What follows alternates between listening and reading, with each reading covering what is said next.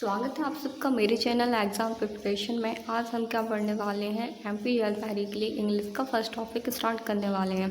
वैसे तो ज़्यादातर हम किससे स्टार्ट करते हैं, आर्टिकल से करते हैं, बट इसमें ऐसा कुछ भी नहीं है कि आपको प्रोपोजिशन पढ़ने से पहले आपको आर्टिकल ही पढ़ना ज़रूरी है। ऐसा कुछ भी नहीं है, तो इसलिए मैं आपको क्या कर रही हूँ, प्रीपोजिशन पढ़ा रही हूँ। जो आपको पता होना चाहिए कि आपके एवरी एग्ज़ाम में एमपी एसआई जैसे एग्ज़ाम में आपके 4 नंबर के आते हैं, और जो आपके 20 नंबर के एग्ज़ाम होते हैं उनमें आपके 2 नंबर का आते हैं। जो आपके जेएलपीआरई के जितने भी पुराने एग्ज़ाम पेपर रहे हैं उसमें सब में 2 नंबर का ही प्रीपोजिशन से क्वेश्चन पूछे गए। तो आज हम क्या करें, हम आज उन्हीं प्रीपोजिशन को कंप्लीट करने की कोशिश करते हैं जो मोस्टली हर एग्ज़ाम में, मतलब व्यापम के एवरी एग्ज़ाम में पूछे ही जाते हैं।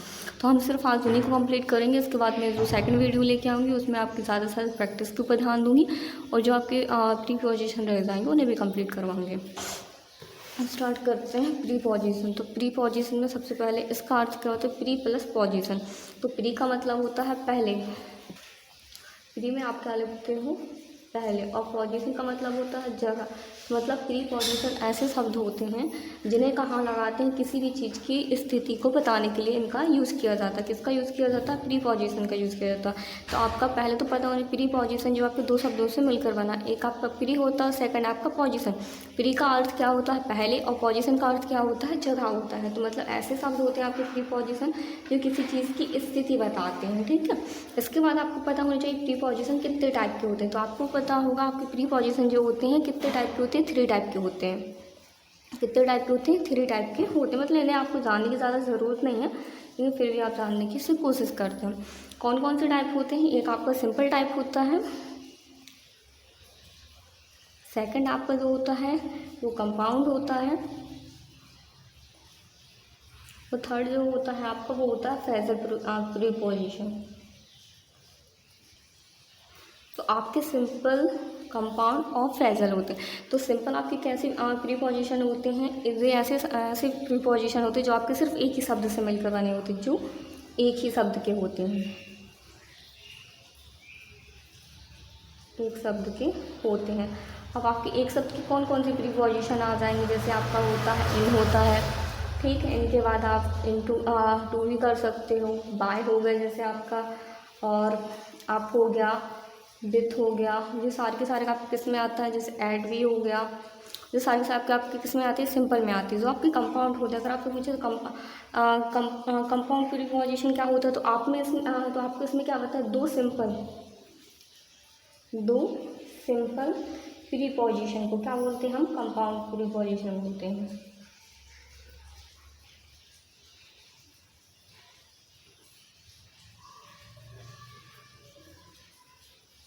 ठीक है, कंपाउंड प्रीपोजिशन बोला जाता है। अब आपके इसमें कौन कौन से आ जाएंगे, तो आपको इसको समझने के लिए चलिए हम इसको यहाँ पे आपको कंप्लीट करवा देते हैं।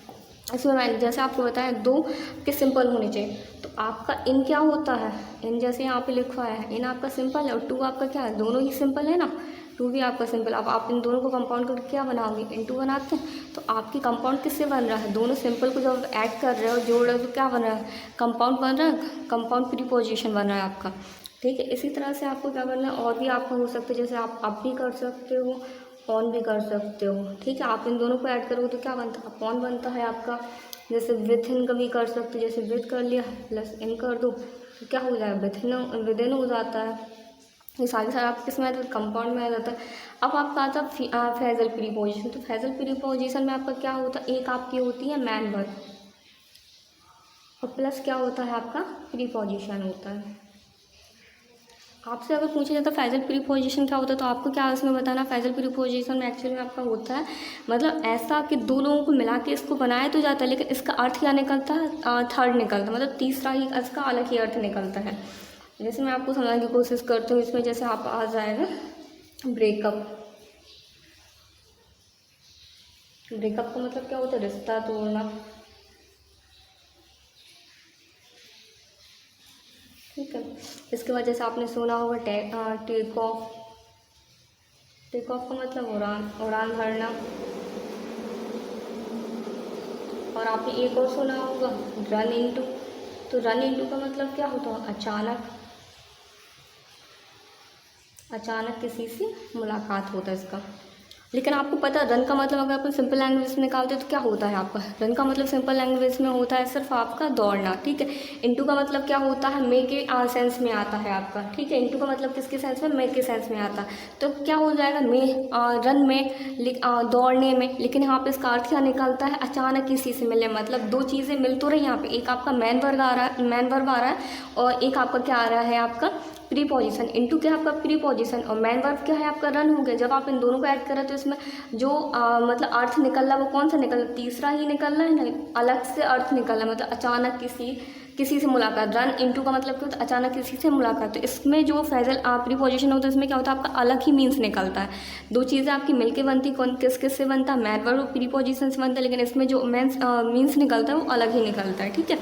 तो अब आपके इसमें कौन कौन से आ जाएगा, जैसे ब्रेकअप हो गया था, पैचअप भी आ जाएगा आपका, टेक ऑफ हो गया, रन इनटू, ये सारे के सारे किसमें आ जाते हैं, आपके फ्रेजल में आ जाते हैं। सिंपल, कंपाउंड, फ्रेजल, तीन टाइप की आपके प्रीपोजिशन होते हैं।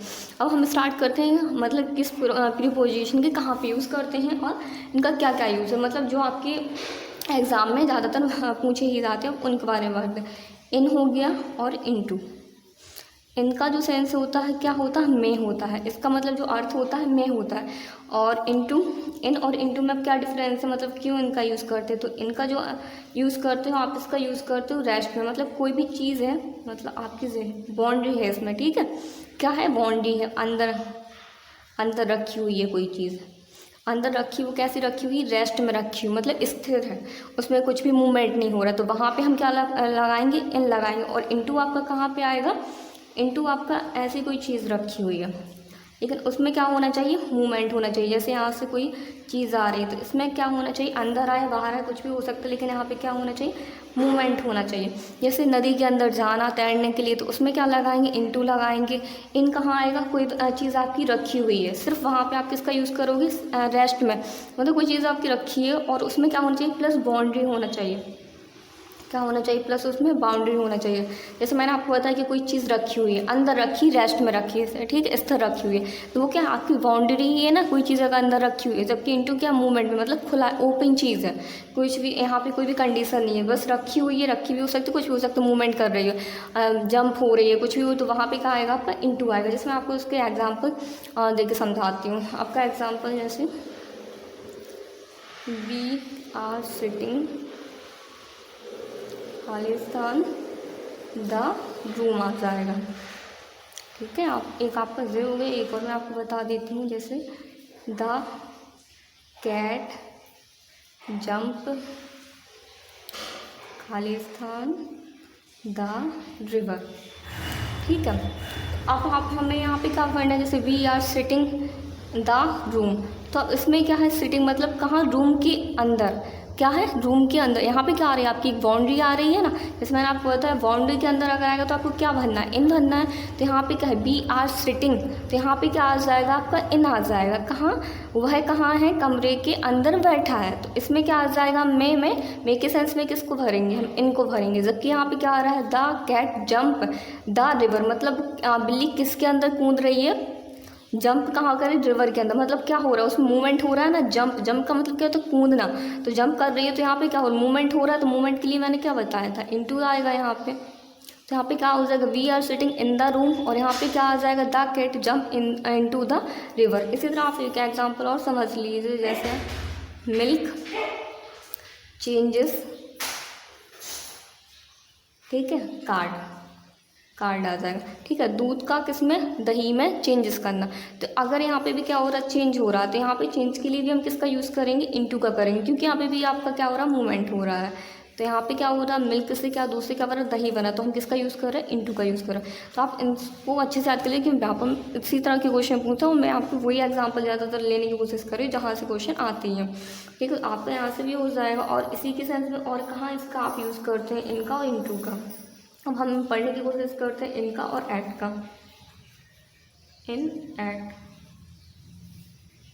इन एट का भी क्या होता है, आप इसका यूज़ करते हो प्लेस में। प्लेस का मतलब क्या होता है, जगह होता है।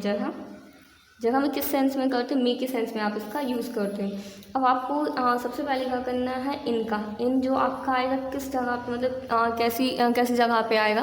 तो आपको याद रखना, जो आपका इन आएगा बड़े प्लेस में आएगा, जैसे आपका हो सकता है सिटी हो जाएगा, सिटी हो गया, स्टेट हो गया, विलेज हो गया, कंट्री भी हो सकता है आपका। यहाँ पे हम किसका यूज़ करेंगे, इनका करेंगे। और ऐट का यूज़ हम कहाँ पे करेंगे, सबसे छोटी जगह वगैरह हो जाएंगी, जैसे आपकी सबसे छोटी नहीं, छोटी जगह हो जाएगी, छोटी जगह में हम किसका यूज़ करेंगे, ऐट का यूज़। अब छोटी जगह कैसे हो सकती है आपकी, जैसे अगर आपको लिखना है भोपाल, तो भोपाल बस अगर आप लिखोगे तो आप किसका यूज़ करोगे, इनका करोगे। लेकिन अगर आपको लिखना है भोपाल के अंदर किसका किसका लिख रहे हो, भोपाल के अंदर अगर आपको लिखना है कि MP नगर, तो भोपाल तो एक बहुत बड़ी सिटी है, ठीक है, आपकी जैसे सिटी बहुत बड़ी सिटी है, ठीक है, तो वो आपकी कहाँ पे आ जाएगा, भोपाल में।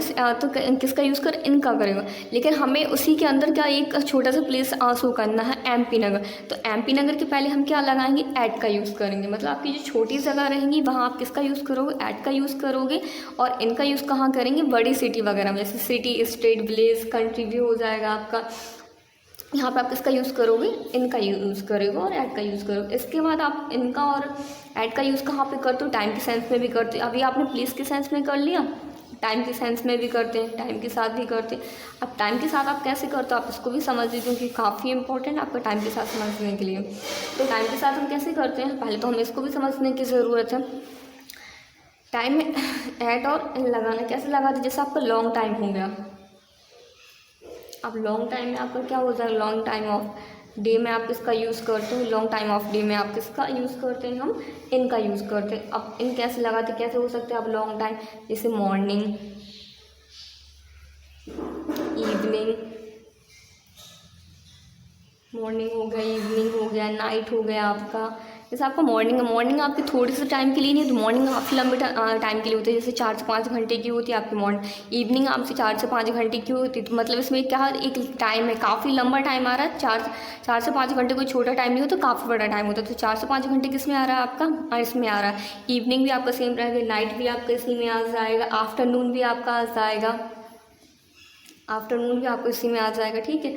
और अगर आपको इसी तरह शॉर्टर टाइम में, यहीं पे मेजर कर देते अगर हो जाता है तो, शॉर्ट टाइम में, अब शॉर्ट टाइम में आपको कैसे आ सकते हैं, यहाँ पे हम किसका यूज़ कर रहे हैं, इनका यूज़ कर रहे हैं, किसमें लॉन्ग टाइम में, इन द मॉर्निंग भी हो सकता है, इवनिंग भी हो जाता है। जैसे आपका ये सारे कहाँ पे आ जाते हैं, आपका इसमें आ जाता है, इनके साथ आ जाता है। अगर आपको शॉर्ट टाइम में, जैसे शॉर्ट टाइम में कैसा, नून हो गया आपका, ठीक है, और डक्स हो गया, और इसी के साथ आपका जैसे सनराइज़ हो गया, सुबह का टाइम सूरज के लिए, ठीक है, तो सनराइज़ आ जाएगा आपका।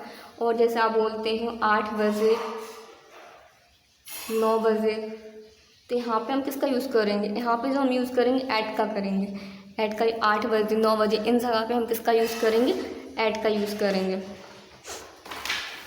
चलिए मैं अभी आपको इसमें एग्जांपल देके समझाती हूँ तो आपको अच्छे से क्लियर हो जाएगा। जैसे कि हाँ, इसमें एग्जांपल लेते हैं हम,